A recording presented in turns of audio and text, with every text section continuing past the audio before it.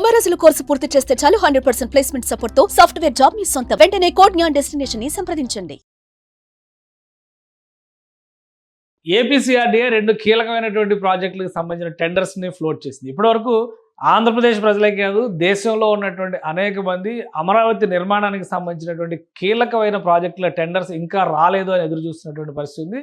ఆ ఉత్కంఠకి తెరదించింది ఏపీసీఆర్డీఏ. రెండు ముఖ్యమైనటువంటి ప్రాజెక్టులు, ఏపీ రాజధాని ప్రాంతంలో నిర్మించబోతున్నటువంటి కొత్త హైకోర్టు భవనం, అలానే కొత్త అసెంబ్లీ భవనం, ఈ రెండింటికి సంబంధించినటువంటి టెండర్స్ ఫ్లోట్ చేసింది. ఇప్పటికే 62 రకాల పనులకు సంబంధించినటువంటి టెండర్స్ని రిలీజ్ చేసింది. మిగిలిన వాటిలో కూడా దాదాపు 7-8 టెండర్లు రిలీజ్ అయినాయి. ఐకానిక్ టవర్స్కి మాత్రమే కొత్త పెండింగ్లో ఉంది. ముఖ్యమైనటువంటి ప్రధాన భవనాలుగా భావిస్తున్నటువంటి ఈ రెండు భవనాలకు సంబంధించిన టెండర్స్ కూడా రిలీజ్ చేసింది.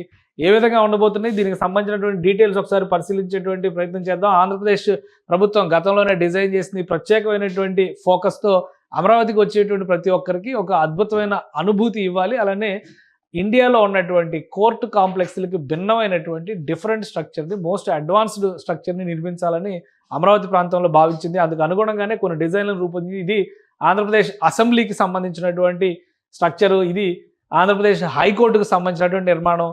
ఈ రెండింటికి సంబంధించినటువంటి టెండర్స్ని ఇప్పుడు ఫ్లోట్ చేసింది. వాటి విలువ ఎంత, టార్గెట్స్ ఏం పెట్టింది, ఏ విధంగా నిర్మాణం చేయబోతున్నారు, ఇవన్నీ కూడా ఇప్పుడు ఆసక్తికరంగా ఉన్నటువంటి ఈ హైకోర్టు భవనం నమూనా ఇది. దీనికి సంబంధించిన టెండరే ఇప్పుడు ప్రభుత్వం రిలీజ్ చేసింది. మరొకటి అసెంబ్లీ టవర్కి సంబంధించినటువంటి టెండర్ను కూడా రిలీజ్ చేసింది. అసెంబ్లీ టవర్ కూడా చాలా ముఖ్యమైనటువంటి టవర్గా మనం చూడాల్సి ఉంటుంది. ఎందుకంటే టవర్ అనాల్సి వస్తుందంటే ఈ అసెంబ్లీ భవనం పైనుంచి అమరావతి అందాలను చూసేటువంటి ఒక అవకాశం కలుగుతుంది. దానికోసమే దీన్ని స్పెషల్గా డిజైన్ చేశారు. ఫోస్టర్ ప్లస్ పార్ట్నర్స్ కంపెనీ నుంచి ఈ డిజైన్లు అన్నింటినీ కూడా రూపొందించారు. రాఫ్ట్ ఫౌండేషన్స్ని, అంటే బేసిక్ ఫౌండేషన్స్ నిర్మాణాలు జరిగినాయి, కానీ వాటికి సంబంధించినటువంటి అసలైన పనులు ఇప్పుడు ప్రారంభం కాబోతున్నాయి. దానికి సంబంధించి టెండర్స్లో ఏం పేర్కొన్నారు చూద్దాం. ఈ రోజే రిలీజ్ చేశారు ఈ టెండర్స్ని. ఈ టెండర్స్ రిలీజ్ చేసినటువంటి వివరాలు ఒకసారి మనం చూస్తే కనుక ఫస్ట్ ఉన్నటువంటి ప్రొక్యూర్మెంట్, ఈ ప్రొక్యూర్మెంట్కి సంబంధించినటువంటి నోటీస్ ఇది. ఏపీసీఆర్డీఏ వెబ్సైట్లో ఇది అఫీషియల్గా పెట్టారు. ఇందులో పేర్కొన్నారు, investigation, design and construction of civil structure, substructure, super structure works for legislative assembly building of basement plus ground plus 3 floors, అంటే B+G+3 including earth work, pile or raft foundations. ఇవన్నీ కూడా ఆల్రెడీ రాఫ్ట్ ఫౌండేషన్ సంబంధించినటువంటి కొంత work జరిగింది. So ఓవరాల్గా మొత్తానికి సంబంధించినటువంటి tender floating ఈ రోజు జరిగింది. 1వ తారీఖు, మార్చి నెల 1వ తారీఖున రిలీజ్ చేసింది. మార్చి 17వ తేదీ వరకు కూడా దీనికి డెడ్ లైన్ పెట్టింది. ఇంట్రెస్ట్ ఉన్నటువంటి కంపెనీలన్నీ కూడా దీన్ని కోట్ చేస్తే ఆల్రెడీ గతంలో కొన్ని కంపెనీలకి ఈ కాంట్రాక్ట్స్ కేటాయించారు. రాఫ్ట్ ఫౌండేషన్స్ వేసిన తర్వాత ఆగిపోయినాయి. ప్రధానమైనటువంటి భాగస్వాములుగా మనం చూడాల్సింది ఇందులో షాపూర్జీ పల్లోంజీ, అలానే L&T, NCC వంటి సంస్థలు ఇందులో పార్టిసిపేట్ చేసింది. సో మొత్తం మీద అసెంబ్లీ భవనానికి సంబంధించినటువంటి టెండర్ నోటిఫికేషన్ ఇది. దీనిలో రాసినటువంటి ఇతర వివరాలను కూడా మనం చూద్దాం. Including foundations for spire RCC framed structure consisting of retaining wall, shear or core wall, slabs, beam, PT slab and beam inclined flared shear walls, columns using modular or system framework formwork, అలానే reinforcement works, waterproofing, miscellaneous works complying to the requirements of గృహ 5 star. ఇది central government ఇచ్చేటువంటి నిర్మాణాలకు సంబంధించి నాణ్యత పైన ఇచ్చేటువంటి certification. మనం ఇప్పుడు ISO 9000, 10,000 ఇట్లా ఎలా చూస్తున్నామో అలానే గృహ 5 star రేటింగ్ వచ్చే స్థాయిలో certification for legislative assembly building in super block E. ఎందుకంటే ఈ ప్రాంతాన్ని అంతటిని కూడా బ్లాకులుగా రాష్ట్ర ప్రభుత్వం విభజించింది. అక్కడ ఒక 5 ఐకానిక్ టవర్స్ వస్తున్నాయి. దాదాపు 40-50 అంతస్తులు ఉండేటువంటి టవర్స్. మీరు వీడియోలో చూస్తే అర్థమవుతుంది. చుట్టుపక్కల ఉన్నటువంటి టవర్స్, అలానే మధ్యలో ఈ అసెంబ్లీ టవర్ కనిపిస్తుంది, అతిపెద్ద టవర్గా కనిపిస్తుంది. సో ఇది అమరావతి గవర్నమెంట్ కాంప్లెక్స్ ఏరియాలో, అమరావతిలో క్యాపిటల్ సిటీలో నిర్మాణంలో భాగంగా చేయాల్సింది. Design build item rate lump sum contract estimate cost 768 కోట్లు. సో అసెంబ్లీ నిర్మాణానికి సంబంధించి 768 కోట్ల రూపాయల ఖర్చుతో ఈ టెండర్ని ఫ్లోట్ చేశారు. 768 కోట్ల రూపాయలతో రిక్వైర్మెంట్స్ అన్ని కూడా మెన్షన్ చేశారు. టెక్నికాలిటీస్ అన్నీ కూడా రిజిస్టర్డ్ వెండర్స్ ఎవరైనా ఉంటే కనుక ఇందులో ఓపెన్ చేసుకొని దానిలో ఉన్నటువంటి డీటెయిల్స్, ఆ పారామీటర్స్కి అనుగుణంగా వాళ్ళ టెండర్స్ని సబ్మిట్ చేయాల్సి ఉంటుంది.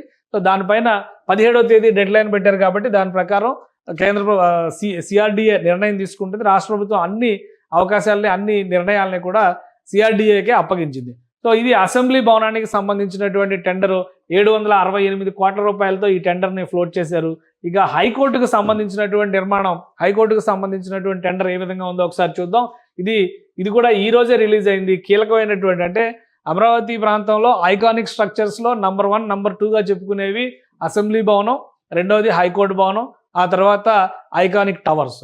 సో రెండవది హైకోర్టుకి సంబంధించిన నోటిఫికేషన్ చూసాం మనం, టెండర్ నోటిఫికేషన్ అసెంబ్లీకి సంబంధించింది. ఇప్పుడు హైకోర్టుకి సంబంధించి చూద్దాం. ఈ రోజే రిలీజ్ అయింది 17వ తేదీ. దీనికి కూడా సేమ్ డెడ్ లైన్ పెట్టింది APCRDA.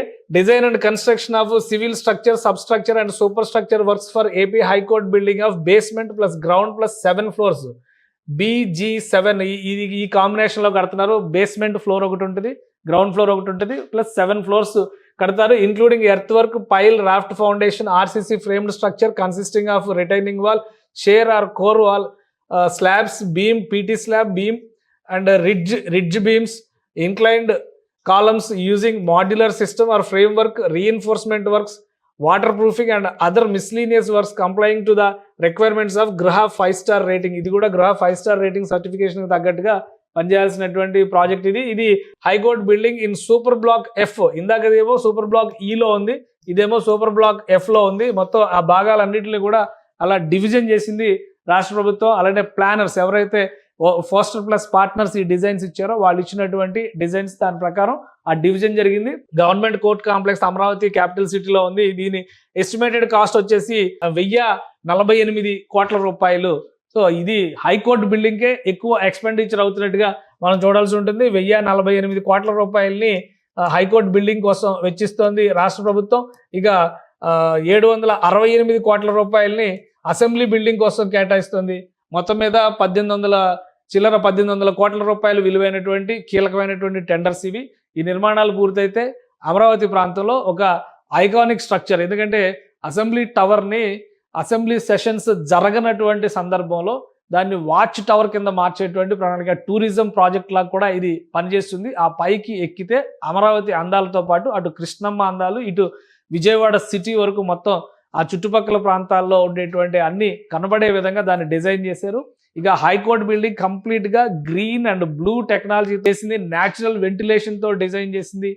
ఇప్పుడున్నటువంటి దేశంలో ఉన్నటువంటి అనేక హైకోర్టు భవన నిర్మాణాల కంటే కూడా ఇది అత్యంత అడ్వాన్స్డ్ బిల్డింగ్ కింద అప్పట్లోనే డిజైన్ చేశారు. సో ఈ 5 ఏళ్ల కాలయాపన వలన తీవ్రమైనటువంటి నష్టం జరిగింది. ఓవరాల్గా ఈ భవనాలని ప్రతిష్టాత్మకంగా నిర్మించేటువంటి క్రమంలో టెండర్స్ని ఫైనల్గా ఫ్లోట్ చేశారు. 17వ తేదీ డెడ్ లైన్. 17వ తేదీ తర్వాత ఎన్నికల కోడ్ కూడా ఉంది ఆంధ్రప్రదేశ్లో. ఎందుకంటే 3వ తేదీ వరకు MLC election code, graduates MLC voting మొన్ననే 27వ తేదీన కంప్లీట్ అయింది. టీచర్స్ ఎమ్మెల్సీ కూడా ఒక నియోజకవర్గానికి ఓటింగ్ జరిగింది.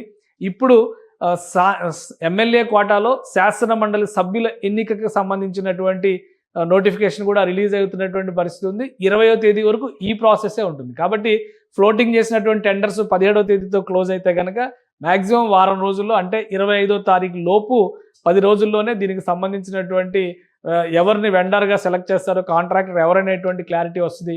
ఈసారి బహుశా 18 నెలల నుంచి 24 నెలల డెడ్ లైన్ పెట్టడం ద్వారా ప్రాజెక్ట్ని సకాలంలో పూర్తి చేసే విధంగా ప్రణాళికలు సిద్ధం చేస్తున్నారు. అటు కేంద్ర ప్రభుత్వం బడ్జెట్లో, ఇటు రాష్ట్ర ప్రభుత్వం బడ్జెట్లో ప్రత్యేకంగా అమరావతి నిర్మాణానికి సంబంధించినటువంటి కేటాయింపులు చేసినాయి.